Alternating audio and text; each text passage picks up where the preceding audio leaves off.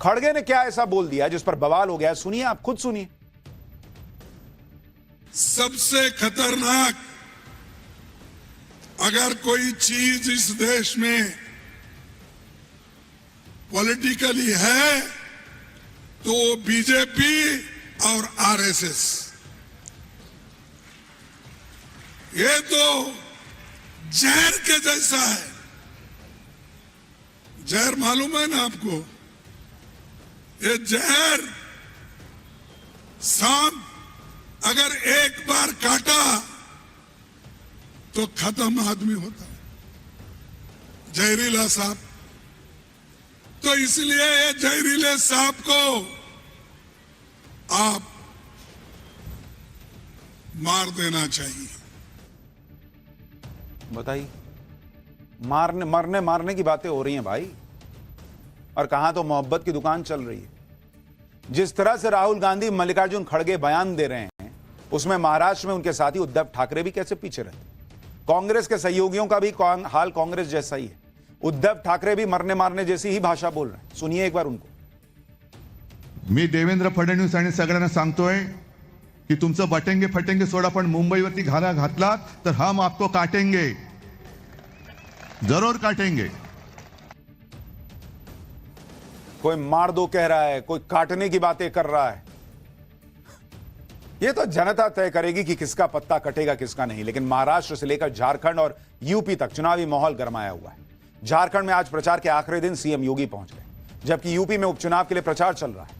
ऐसा लग रहा है कि योगी यूपी उपचुनाव को लेकर पूरी तरह से रिलैक्स है, इसलिए वो दूसरे राज्यों में बीजेपी के लिए लास्ट मिनट तक माहौल बनाने में जुटे। झारखंड में प्रचार के दौरान योगी आदित्यनाथ ने अपने सुपरहिट नारे बटेंगे तो कटेंगे पर क्या कहा है वो सुनिए, फिर आपको बताऊंगा कि अखिलेश यादव क्यों तनाव में।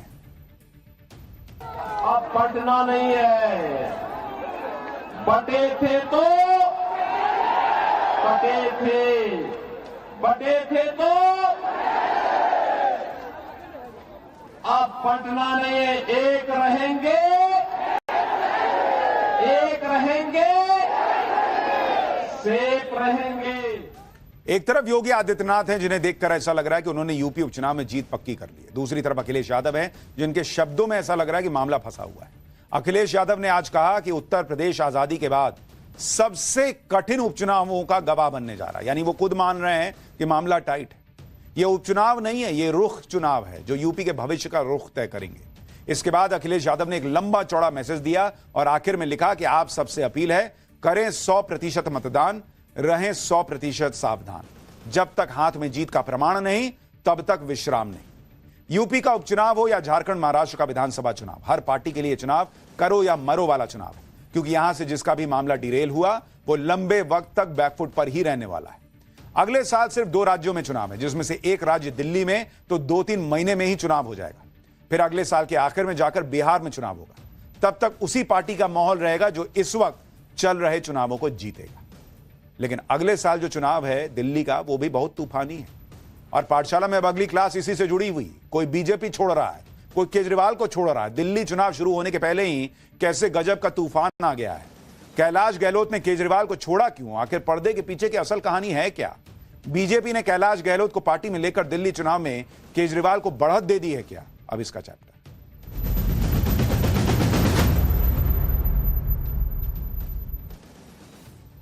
देश अभी महाराष्ट्र और झारखंड के चुनाव में बिजी है, लेकिन बॉस इसके बाद नंबर दिल्ली चुनाव का है। और दिल्ली चुनाव कितना जबरदस्त होने वाला है, आप इसका अंदाजा इसी बात से लगा सकते हैं कि चुनाव की तारीख का ऐलान तक नहीं हुआ और अभी से दिल्ली में सियासी तूफान आ चुका है। अरविंद केजरीवाल के लिए यह चुनाव उनके जीवन का सबसे अहम चुनाव है, क्योंकि अगर आम आदमी पार्टी हार गई तो उसके बचने का संकट खड़ा हो जाएगा। और बीजेपी के लिए चुनाव इसलिए बहुत बड़ा है क्योंकि बीते 30 साल से लगभग बीजेपी दिल्ली से सत्ता से बाहर। बीजेपी देश के कई राज्य जीत गई बीते 10 साल में, लेकिन दिल्ली का विधानसभा चुनाव नहीं जीत पाई बीजेपी। और उसे लगता है कि शीश महल और शराब घोटाले के आरोपों में घिरे केजरीवाल को हराने का यह सबसे तगड़ा मौका है। ये गया हाथ से तो फिर खेल खत्म है बॉस। लेकिन यह सब जानते हुए भी बीजेपी ने क्या पॉलिटिकल ब्लंडर कर दिया, केजरीवाल कैसे बीजेपी और कांग्रेस दोनों को तोड़ रहे हैं, और आप छोड़कर बीजेपी में रातों रात पहुंच गए कैलाश गहलोत ने केजरीवाल को छोड़ा क्यों, इसकी इनसाइड स्टोरी क्या है, आज आपको सब बताऊंगा।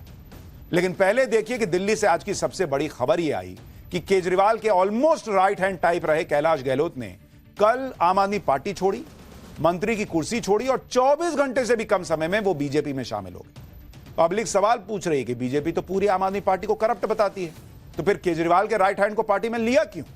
कैलाश गहलोत के बीजेपी में शामिल होने से दिल्ली में आम आदमी पार्टी को क्या नुकसान हुआ, बीजेपी को क्या फायदा हुआ, या फिर उल्टे बीजेपी को नुकसान हुआ और केजरीवाल को फायदा हुआ, यह आगे बताऊंगा। पहले यह देखिए कि आम आदमी पार्टी इस पर अब खुलकर कह रही है कि कैलाश गहलोत का इस्तीफा बीजेपी की साजिश है। ईडी सीबीआई के जरिए कैलाश गहलोत पर दबाव बनाया गया, दबाव की वजह से ही कैलाश गहलोत बीजेपी में गए। केजरीवाल के डर से बीजेपी ईडी सीबीआई का इस्तेमाल कर रही है। यानी कैलाश गहलोत आम आदमी पार्टी में रहकर केजरीवाल के लिए उतने फायदेमंद नहीं हुए जितना अब वो बीजेपी में जाकर हो गए, क्योंकि अब केजरीवाल एंड टीम खुलकर कह सकती है कि भाई अगर वो करप्ट होते तो बीजेपी करप्ट पार्टी के करप्ट नेता को अपने साथ क्यों लेती। अब लिया है, इसका मतलब केजरीवाल पर करप्शन का जो आरोप लगाया वो सिर्फ पॉलिटिकल था, वो बोलेंगे पब्लिक के पास जाकर। और आम आदमी पार्टी को यह कहने का मौका खुद बीजेपी ने दिया। हालांकि कैलाश गहलोत इन आरोपों से इनकार कर रहे हैं, कहने कि उन्होंने किसी दबाव में यह काम नहीं किया। एक बार कैलाश गहलोत को सुनिए, फिर दिल्ली में आए सियासी तूफान की कुछ और तस्वीरें दिखाता हूं। कुछ लोग सोचते होंगे कि ये ओवरनाइट कुछ डिसीजन हो गया या किसी के दबाव में ये मैंने निर्णय लिया। हर एक व्यक्ति जो ये सोच रहा है कि किसी के दबाव में मैंने निर्णय लिया, मैं ये कहना चाहता हूं कि मैंने आज तक किसी के दबाव में आके कोई काम नहीं किया। तो जितने भी ऐसी मुझे सुनने में आ रहा है कि ऐसा कोई नैरेटिव बिल्ड करने की कोशिश की जा रही है कि जिन्होंने ईडी के दबाव में कर दिया, सीबीआई के दबाव में कर दिया, तो ये सारी मेरे ख्याल से गलतफहमी है। इस प्रकार का नैरेटिव बिल्ड किया जा रहा है। कैलाश गहलोत कह रहे हैं कि कोई दबाव नहीं था मुझ पे, लेकिन दिल्ली में पार्टी छोड़ो पार्टी ज्वाइन करो का खेला सिर्फ आम आदमी पार्टी के साथ नहीं हो रहा, झटका बीजेपी और कांग्रेस को भी लगा है। कैलाश गहलोत ने आम आदमी पार्टी से इस्तीफा देकर केजरीवाल को झटका दिया, लेकिन केजरीवाल ने इसका हिसाब बीजेपी नेता अनिल झा को आम आदमी पार्टी में शामिल करा के पूरा किया। अनिल झा बीजेपी के टिकट से किराड़ी विधानसभा से 2 बार के विधायक रह चुके हैं और दिल्ली में पूर्वांचल के नेताओं में अनिल झा की पहचान है। इसके अलावा आज केजरीवाल ने कांग्रेस के बड़े नेता सोमेश शौकीन को भी आम आदमी पार्टी ज्वाइन करा दी। सोमेश शौकीन कांग्रेस से विधायक रह चुके हैं और दिल्ली देहात के बड़े नेता के तौर पर उनकी पहचान है। यानी 2 दिन में केजरीवाल ने बीजेपी और कांग्रेस के 2 बड़े नेताओं को अपनी पार्टी में शामिल करा लिया। इससे पहले 4 नवंबर को बीजेपी नेता और पूर्व काउंसलर बीबी त्यागी और उससे पहले 31 अक्टूबर को बीजेपी से 3 बार के विधायक रहे ब्रह्म सिंह तंवर भी आम आदमी पार्टी में शामिल हो चुके हैं। ऐसे में अगर बीजेपी यह मैसेज देने की कोशिश कर रही है कि देखो केजरीवाल की नैया डूब रही है और पैनिक में नेता केजरीवाल को छोड़ रहे हैं, तो केजरीवाल ने इसका तोड़ तैयार कर दिया बीजेपी और कांग्रेस के नेताओं को पार्टी ज्वाइन कराकर कि हमारी नैया डूब रही होती तो ये काहे आते भाई हमारे साथ। केजरीवाल तो अब कह रहे हैं कि आम आदमी पार्टी की सरकार ने दिल्ली में जो काम किया है उससे प्रभावित होकर कई नेता आम आदमी पार्टी में आ रहे हैं। सुनिए केजरीवाल को, फिर बताऊंगा कैसे कैलाश गहलोत ने बीजेपी में जाकर केजरीवाल को संजीवनी दे दी। दिल्ली के बहुत बड़े नेता सोमेश शौकीन जी अपनी कांग्रेस पार्टी छोड़ के आम आदमी पार्टी में शामिल हो रहे हैं।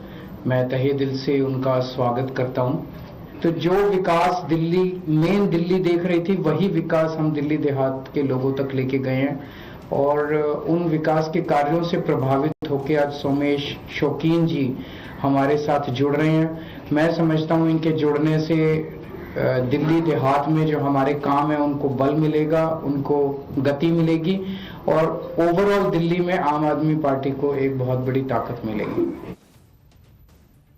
हालांकि बीजेपी और कांग्रेस से जो नेता आम आदमी पार्टी में गए उससे भी ज्यादा चर्चा कैलाश गहलोत के केजरीवाल को छोड़ने और बीजेपी को पकड़ने दोनों की, क्योंकि कैलाश गहलोत ने आम आदमी पार्टी और दिल्ली सरकार से इस्तीफा देने की जो वजह बताई थी वो हैरान करती। कैलाश गहलोत को अरविंद केजरीवाल का करीबी नेता माना जाता है। वो परिवहन, गृह, महिला और बाल विकास, इंफॉर्मेशन टेक्नोलॉजी जैसे अहम मंत्रालय संभाल रहे थे, लेकिन जिस तरह से कैलाश गहलोत ने पार्टी छोड़ी उससे कई सवाल खड़े होते हैं। पहले आप देखिए कि कैलाश गहलोत ने अपने इस्तीफे की वजह क्या बताई। गहलोत ने कहा कि राजनीतिक महत्वाकांक्षाओं की वजह से हमारे कई वादे अधूरे रह गए। जनता की लड़ाई लड़ने के बजाय हम अपने एजेंडे के लिए लड़ रहे हैं। यमुना को हमने साफ करने का वादा किया था, लेकिन वो पहले से भी ज्यादा गंदी हो गई। शीश महल जैसे अजीब और शर्मनाक विवाद पार्टी के साथ जुड़े हैं। सवाल खड़े हो रहे हैं कि क्या हम अभी भी आम आदमी हैं। दिल्ली सरकार का समय केंद्र सरकार से लड़ने में बीत रहा है। इस वजह से आम आदमी पार्टी से अलग होने के अलावा कोई विकल्प नहीं बचा है।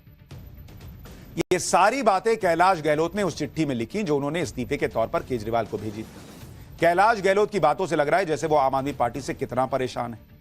कैलाश गहलोत के बीजेपी में शामिल होने से आम आदमी पार्टी को कितना फर्क पड़ा है, ये केजरीवाल के बयान से दिख रहा है।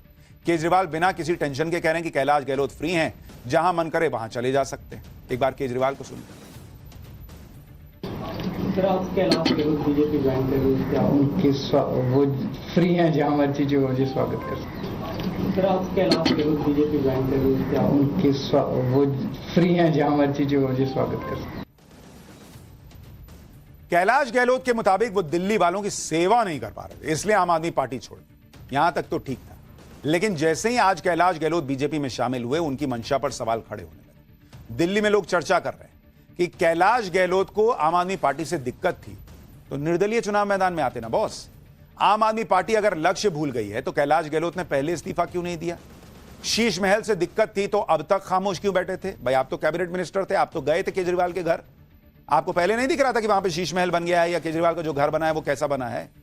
अभी आपको परसों रात को नींद में ख्याल आया कि अरे अरे ये तो बहुत बड़ा घर बना लिया, धोखा हो गया। पार्टी में रहते हुए कैलाश गहलोत ने इन सारे मुद्दों को क्यों नहीं उठाया? कह रहे हैं यमुना साफ नहीं कर पाए। 10 साल में आपको पता नहीं चला था कि यमुना गंदी है या साफ है? परसों शाम में यमुना किनारे गए थे क्या? या यमुना मैया नींद में आई थी और कहा था कि अरे हमको साफ नहीं किए? इसलिए ये सारे सवाल तो उठेंगे। कह रहे हैं कि हम सेंटर से लड़ते रहते, तो आज से लड़ रहे हैं बॉस। ये मामला तो कोर्ट तक में गया। कैलाश गहलोत जो इस्तीफे की वजह बता रहे हैं उनमें से कोई भी चीज नई नहीं है, इसलिए सवाल उठ रहे हैं कि कैलाश गहलोत पार्टी छोड़ने की कोई वजह तैयार कर रहे थे ताकि बाहर निकलें, बीजेपी में जाएं और फिर एक मुद्दा बने।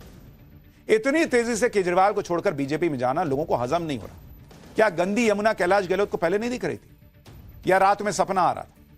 अभी सितंबर में ही जब केजरीवाल तिहाड़ से रिहा हुए थे तो यही कैलाश गहलोत इकलौते नेता थे जो तिहाड़ से केजरीवाल के साथ गाड़ी में बैठ के आए थे। आप तस्वीर देखिए, यह वही तस्वीर है जिस शीश महल से कैलाश गहलोत को परेशानी हो रही है, उसी घर में केजरीवाल को माला पहना के वो स्वागत कर रहे थे। ये तस्वीर देखिए।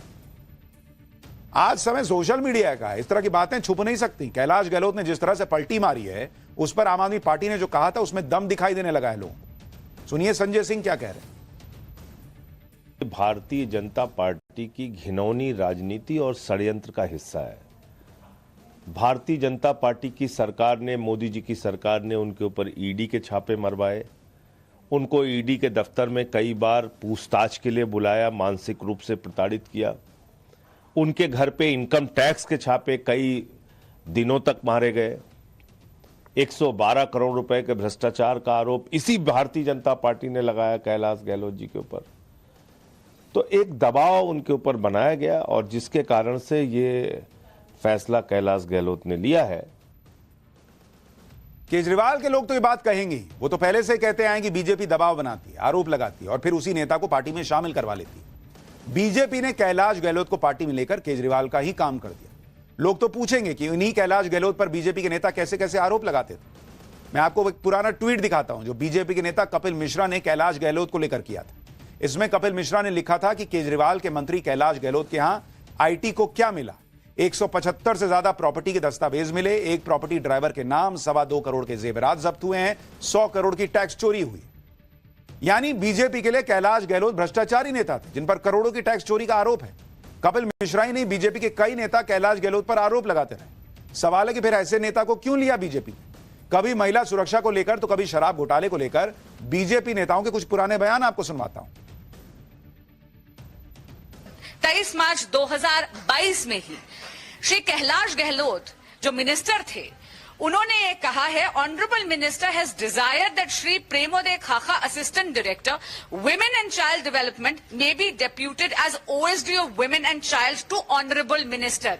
यानी ये अफसर उनके बहुत पसंदीदा अफसर थे, ये उनकी हैंडपिक्ड चॉइस थे, इसीलिए मंत्री साहब इस चरित्रहीन दरिंदे को अपने साथ ओएसडी बनाया भी और 1 वर्ष तक रखा भी। मीडिया की खबरों से पता चल रहा है कैलाश गहलोत जी को भी ईडी ने समन किया है। कैलाश गहलोत बहुत इंपॉर्टेंट कड़ी हैं इस सारे शराब घोटाले की।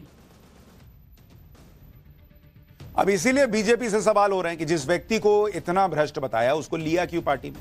और अगर बीजेपी में अगर आप दिल्ली में बीजेपी आगे है और केजरीवाल की नैया डूब रही है तो उस नैया से कोई कूद रहा तो अपनी नैया में बैठाने की जरूरत क्या है? फिर उसको कहो कि तुम अलग जाओ यार, मेरे पास क्यों आ रहे हो? मैं भ्रष्टाचारी पार्टी जिसको बता रहा हूं उसके नेता को नहीं ले सकता। और इसीलिए अब केजरीवाल जी से भी कुछ सवाल हैं कि उन्हें बीजेपी और कांग्रेस के नेताओं को क्यों साथ लेना पड़ रहा है। अगर दिल्ली में इतना अच्छा काम किया तो अपने भरोसे जीते। यानी दिल्ली में इस बार का चुनाव इंटरेस्टिंग हो गया।